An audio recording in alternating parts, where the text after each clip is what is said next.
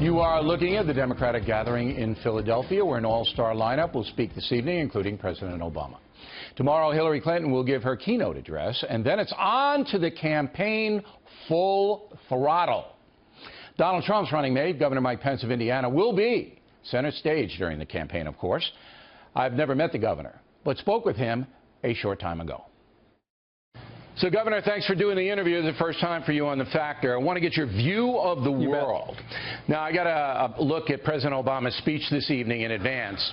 He's going to basically portray the United States as being not in decline and a vibrant, positive place on the rise. That's opposite to what the Republican platform is saying.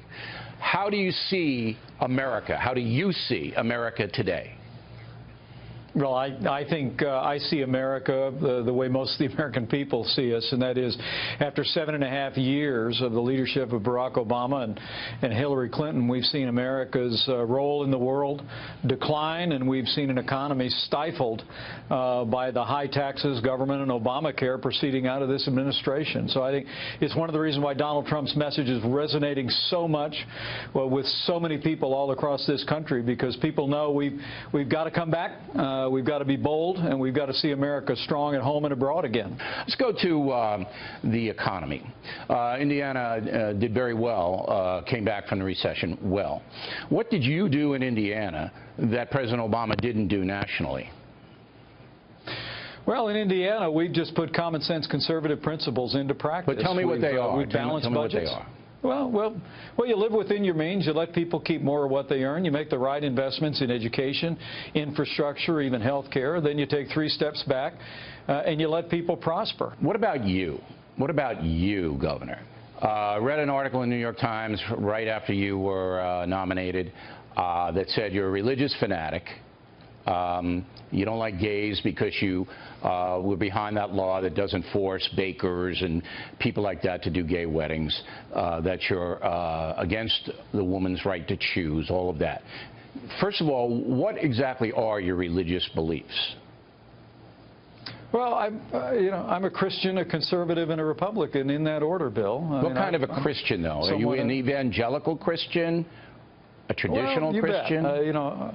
I made a personal decision. I committed my life to Christ when I was 18. I was raised in a wonderful Catholic family. My wife and I worship at a mainstream evangelical church in Indianapolis quietly every Sunday with lots of neighbors and friends. But, I consider myself just a pretty ordinary Christian. Try and spend a little bit of time in prayer and a little time in the book every day, and do my level best to live it out in my own personal life. Now, gay marriage is the law of the land because of the Supreme Court. Does that offend you? Well, look, I'll always believe that marriage is between one man and one woman. But my conviction on this matter is that's an issue that ought to be left up to the states. That once again we saw the Supreme Court of the United States reach into what has been the purview of state laws for generations and impose their view of that on all 50 states. They did that the way they did with Roe versus Wade. They did that for equal protection reasons. They seem to believe, those in the Supreme Court who voted for gay marriage, that if you deprive homosexuals of that you are biased against them. You don't believe that? Well, I don't. Look, I abhor discrimination against anyone. One of the heroes of my youth was the Reverend Dr. Martin Luther King Jr. I think people who know me well and know my family know that we treat everyone with the same love and respect that we would hope to be treated by others. What about abortion? Would you support a revocation of Roe v. Wade? I hope to live to see the day that we restore the sanctity of life back to the center of American law. I'm pro-life. I don't apologize for it. I truly do believe that Roe versus Wade was wrongly decided, and again, overturned more than a century of pro-life laws that had been enacted through the democratic process in all 50 states. But we're making great progress. More young people today embrace the sanctity of life than ever before. The great work of crisis pregnancy centers across my state and across this nation is changing hearts and minds every day. Now, the left says that you're anti-women, that if you don't believe in quote-unquote reproductive rights, that you're biased against women. It's the same argument about gay and gay marriage.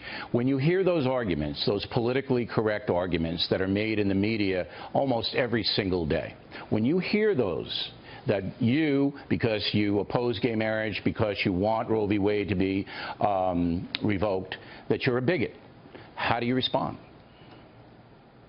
Well, I just tried, I try and let it roll off my back. It just comes with the territory, Bill. You know that. But people who know me and look at my administration in the state of Indiana, we've had women in senior leaderships in our cabinet positions, women in senior leadership positions in our executive branch. We celebrate the accomplishments of women all across the state of Indiana.